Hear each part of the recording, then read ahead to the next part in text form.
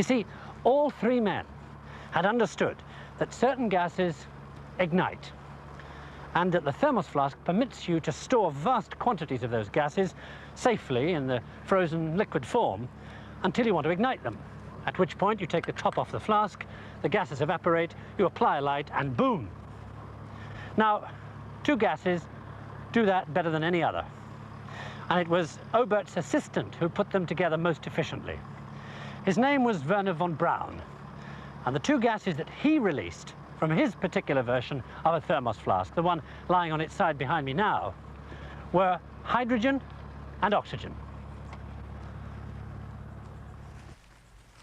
If you release those two gases into a confined space with a hole at the other end of it and mix them as you do so, and then set light to them, you get that.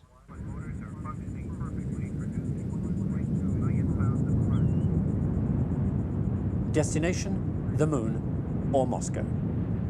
The planets